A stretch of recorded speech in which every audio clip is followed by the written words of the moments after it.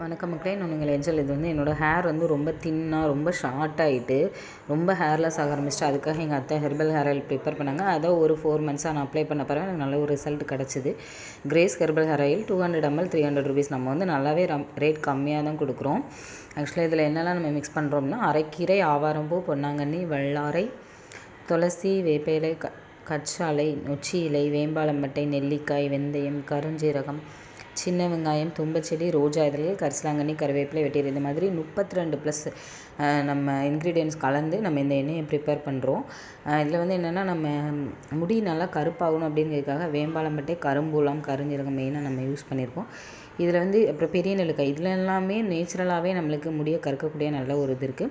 அப்புறம் என்ன அப்படின்னா, அதோட வேர்க்கால்களை நல்லா தூண்டி முடியை நல்லா அடர்த்தியாகவும் நல்லா நீளமாகவும் கொண்டு போகணும். முடியோட எண்டு வரை நம்ம எப்போதுமே ஹேர் ஆயில் அப்ளை பண்ணணும். அப்ளை பண்ணும்போது நம்மளுக்கு ஒரு நல்ல ரிசல்ட் கிடைக்கும். அப்புறம் மசாஜ் ஆயிலாகவும் நம்ம யூஸ் பண்ணிக்கலாம். பிஃபோர் நைட் நம்ம அப்ளை பண்ணிட்டு நாளைக்கு வாஷ் பண்ணிக்கலாம். ஓகே.